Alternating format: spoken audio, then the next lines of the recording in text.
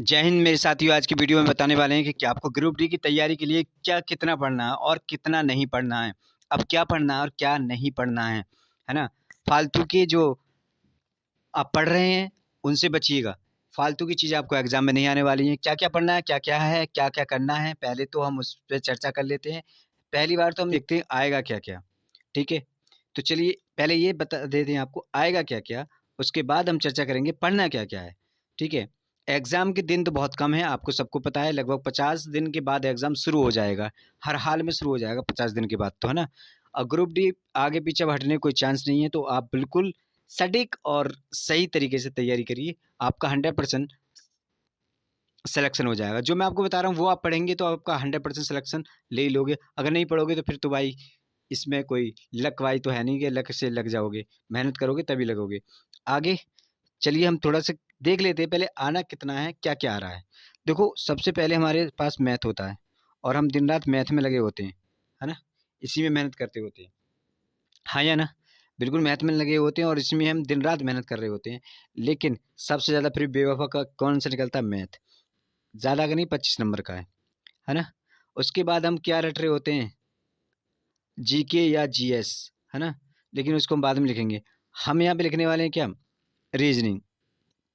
तो रीजनिंग हमारे कितने नंबर की है? तो रीजनिंग हमारी है 30 नंबर की। बात कर लेते हैं साइंस की। तो साइंस कितने नंबर की है हमारी? 25 नंबर की। और बात अब बची आपकी जीएस एंड जी के। तो ये कितने नंबर की है हमारी? ओनली 20 नंबर की। कितने नंबर हो गए? 50 नंबर, 100 नंबर पूरे, है ना। अब इसमें देखिए थोड़ा सा विश्लेषण करके देखें, क्या हमें ज़्यादा पढ़ना था, क्या हम ज़्यादा पढ़ रहे हैं, है ना। हमें कौन सी चीज़ नंबर हमें खींच सकती है, कौन सी चीज़ हमारे नंबर नहीं खींच सकती, इसमें हम बात करने वाले हैं। देखो कोई भी नंबर अगर हमें लाने हैं ना, एग्ज़ाम की तैयारी कर रहे हैं, मान लीजिए किसी भी एग्ज़ाम की हम जो तैयारी कर रहे हैं, तो सबसे पहले हमें ना किस पे चीज़ पे फोकस होना चाहिए? रीजनिंग के ऊपर। आपको रीजनिंग पे ज़्यादा ध्यान देना चाहिए। क्यों देना चाहिए? देखो एक तो 30 नंबर की होती है, मैथ से बहुत ईज़ी होती है। अगर मैं बात करूँ मैथ के मुकाबले में बहुत ईज़ी होती है। ग्रुप डी के लेवल की बात कर रहा हूँ मैं, तो ईज़ी होती है। अगर इसमें आपने मेहनत कर आके किसी भी तरीके से 25 नंबर ले लिए, तो ये आपको प्लस पॉइंट है और यही आपको सिलेक्शन में आगे लेके चली जाएगी, रीजनिंग। ठीक है? दूसरी चीज़ अगर मैं बात करूँ अब साइंस की, है ना? तो वो सिंगल जो 25 नंबर की है ना? तो 25 में से आप अगर 20 भी नंबर ले लेते हो, तो आपका कहीं ये क्या है? प्लस पॉइंट है। और प्लस पॉइंट आपके लिए क्या है? कहीं न कहीं आपको सिलेक्शन की तरफ लेके जा रहा है। मैथ, देखिए मैथ पढ़ते समय मैं कमज़ोर से कमज़ोर छात्र की बात करूँ, तो 15 से 20 नंबर अगर वो ले आता है, तो आपकी बल्ले-बल्ले है। और मैथ एक ऐसा सब्जेक्ट है, अगर डेली आप पढ़ रहे हो तभी समझ में आएगी, अदरवाइज़ ये भूल जाते हैं। तो बेटर है मैथ पर भी, रीजनिंग पे ज़्यादा ध्यान देना शुरू कर दो जितने मैथ पे दे रहे हो। 3-4 घंटे मैथ के साथ बिगाड़ो, इतना ही रीजनिंग के साथ बिगाड़ो, तो आपके नंबर आने के बहुत ज़्यादा चांसेस बढ़ जाते हैं। ठीक है? ये हो गया। अब मैं बात करूँ जो आपकी जीएस के बारे में, तो जीएस कितने की है? इस पे अगर बहस करी जाए कितने की है? ओनली 20। और 20 में भी क्या-क्या है? करंट आपकी 10 नंबर की, बाकी पूरा सिलेबस 10 नंबर का है। क्या-क्या? हिस्ट्री, पॉलिटी और आपकी क्या हो गया कंप्यूटर वगैरह सब मिला के इसमें क्या है? 10 नंबर है। तो हमें ज़्यादा पढ़नी चाहिए? नहीं। जो मेन चीज़ है ना, जैसे करेंसी हो गई, है ना? मुख्यमंत्री हो गए, राज्यपाल हो गए, हमारे राष्ट्रीय पार्क हो गए, नाम चेंज किए गए हैं वो हो गए, कितनी हमारी रेल से संबंधित कुछ चीज़ें हैं वो याद कर लीजिए। और अपने आस पड़ोस के जो मुल्क हैं उनमें देखिएगा कि करेंसी उनकी क्या है, कौन सी राजधानी है, क्या चल रहा है उस देश में करंट में, है ना। खेल से भी आप देख लीजिए, खेल से उठाइए और फिल्म उठाइए, तो कहीं न कहीं आप इसमें से 10 नंबर उठा लेंगे और वही आपके लिए बहुत है ना? इतना पढ़ोगे 10 नंबर कहीं न कहीं उठा लोगे, थोड़ा बहुत हिस्ट्री तो आप पढ़े हुए हो, थोड़ा बहुत पढ़ोगे, 10 नंबर कहीं करंट और दोनों मिला के 10 नंबर उठा लोगे, वो ही आपके लिए बहुत है। अब देखिएगा, अगर मैंने कहा था कि रीज़निंग में आप कितने नंबर ले आएँगे? 25 नंबर। मैंने कहा था रीजनिंग में कितने नंबर ले आएंगे? 25 नंबर। तो 25 प्लस कर लेते हैं। उसके बाद मैंने कहा था साइंस में 20 नंबर ले आएंगे, 20 प्लस कर लेते हैं। उसके बाद मैंने कहा था कि मैथ में 15 से 20 नंबर ले आते हैं, तो मैं एवरेज रखूँ 18 नंबर और 10 नंबर उसके लेके चलते हैं। ठीक है, कितने? सॉरी, 25 और 10 35 और 20 55, 65, 70 और 73 नंबर। यही तो हमें चाहिए। अरे यही नंबर तो हमें चाहिए। हमें तो 70 मिल जाए, कोई दिक्कत नहीं है। 70 भी मिल गई, कोई दिक्कत नहीं है, हम निकल जाएंगे। ठीक है, हम निकल जाएंगे। क्लियर बात? बात चीजें समझ में आ रही है? हमें कितना चाहिए? 70। अगर हमारा स्कोर आ गया फिर हम किसी से नहीं रुक रहे, हम निकल जाएंगे 100%। लिख लो इस बात को। लेकिन अब थोड़ा सा और देखते हैं। अब आ जाइए इस सवाल को कर, देखो क्या क्या पढ़ना है। एक चीज है ना, जो मेन मेन टॉपिक है। अब साइंस में क्या पढ़ना है हमें? जैसे साइंस है,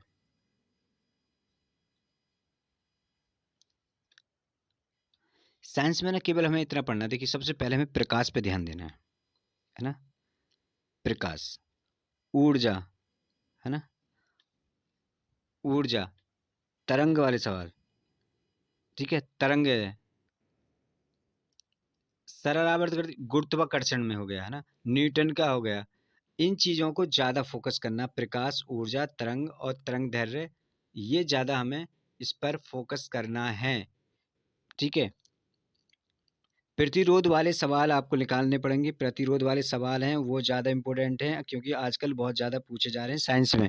ठीक है, और साइंस में आपको थोड़े से इधर उधर भी सवाल पूछे जाते हैं साइंस से रिलेटिव। ऐसा नहीं है कि रट्टाफिकेशन ही कर रहे हो, थोड़ा सा इधर भी उधर भी ध्यान दे लीजिए कि क्या क्या पूछा जा रहा है। ठीक है, बाहर से भी थोड़े क्वेश्चन रख देते हैं। तो ये तो आपकी फिजिक्स की वाली बात होगी। अगर मैं साइंस की बात, और अगर मैं रसायन की बात करूं, तो रसायन में तो आपको पता ही है सबसे ज़्यादा इंपॉर्टेंट 6 नंबर का लगभग आता है। ये जो फिजिक्स है वो लगभग 9 नंबर की आती है ना? ये 9 नंबर की आती है। वो जो 6 नंबर का आता है, और 6 7 नंबर की आती है फिजिक्स। 7 नंबर तक की आ जाती है, 9 नंबर की ये आ जाती है आपकी। तो लगभग लगभग 8 से 10 नंबर की नहीं, 6 से 7 नंबर ये आते हैं। कभी कभी ऐसा होता है कि मतलब कुल मिला के जो है ना, केमिस्ट्री सबसे कम रखी जाती है अब तक के हिसाब से। केमिस्ट्री कम नंबर की होती है, बाकी बायोलॉजी ज़्यादा नंबर की होती है, फिजिक्स होती है ना? तो आपको इसमें केवल, देखिए, जो क्या पढ़ना है इसमें, जो आपके इम्पोर्टेंट है। जैसे अम्ल हो गए, है ना? अम्ल कैसे होते हैं, खट्टे मीठे जो भी होते हैं, कुछ रासायनिक नाम हो गए, वो आपको याद करने हैं। ठीक है, आपको निकालने तो है ना, जो कि आपको निकालने पड़ेंगे वहाँ पर, केवल नाम ही रखने। और अम्ल, क्षार या लवण, इनमें से तो आपको पूरी तरह से कौन सा अम्ल किस में पाया जाता है, ये आपको बहुत अच्छी तरह से रट लेना है। ठीक है, ठोस गैस में, कौन सी निर्वात में क्या क्या हो रहा है, क्या क्या चल रहा है, ये सारी चीज़ें ना आपको ये रट लेना है। बायोलॉजी में तो आपको लगभग सभी पढ़ने पड़ेंगे। विटामिन तो बहुत अच्छे से पढ़नी पड़ेंगी, बीमारी आपको अच्छे से पढ़नी पड़ेंगी, है ना? ऊतक आपको, कंकाल तंत्र की, तंत्र का तंत्र है, प्रजातंत्र, प्रजनन तंत्र है। ठीक है, ये सारी चीज़ें आपको पढ़नी पड़ेंगी, तभी जाके आप कहीं ना कहीं अपना सिलेक्शन पक्का कर पाओगे। ठीक है, तो बायोलॉजी आपको बहुत सही से, और फिजिक्स आपको बहुत सही से पढ़ना है। और रही साइंस की बात, उसमें तो आपको इम्पोर्टेंट, और सॉरी, केमिस्ट्री में तो बहुत इंपॉर्टेंट चैप्टर पढ़ने, जैसे आवर्त सारणी हो गया, उसके लिए किसने मॉडल, किसने मॉडल ढूंढी थी, और किसने इसका पहले स्थापना की थी। ठीक है ना? किसने पहले बनाई थी, और तो अब आधुनिक किसने बनाई थी, है ना? ये चीज़ें आपको बस थोड़ा थोड़ा इनमें पढ़ना है, और इसी में से नंबर मिल जाते हैं। इसमें से दो दो चार नंबर मिल जाते हैं, पूरे छः छः किसी के नहीं आते। आपको केवल मैंने कहा था ना, फोकस करना है 20 नंबर पर, और आप कर लोगे। ठीक है, तो ये चीज़ें आपको करनी है। और मैं बात करूं बायोलॉजी की, तो सबसे ज़्यादा जो पूछा जाता है ना आपका, कोशिका का विभाजन से पूछा जाता है या कोशिका से पूछा जाता है। ठीक है, दूसरी चीज़ है आपकी बीमारी और विटामिन, ये बहुत ज़्यादा इंपॉर्टेंट है। और किसने खोज की, देखिए मेन चीज़ तो पूछी जाती है, खोज ये है वो हो गई आपकी, है ना? मेन चीज़ तो वही होती है।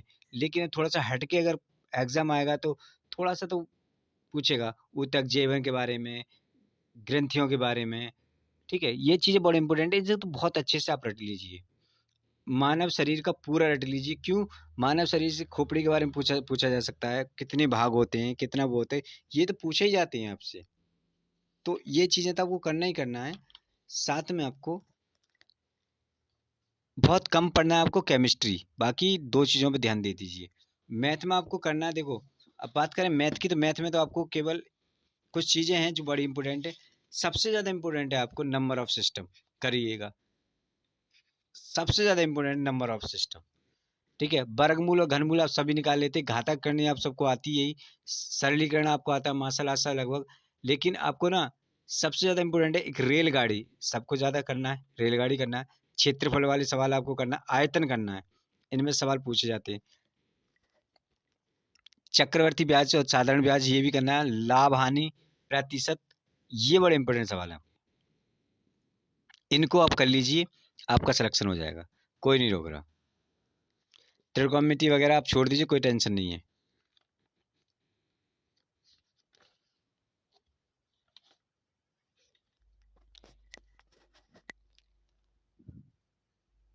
सो आज की वीडियो अब कैसी लगी? अच्छी लगी हो तो लाइक, शेयर और कमेंट ज़रूर करें। मिलते हैं अगली वीडियो में, तब तक के लिए बाय बाय।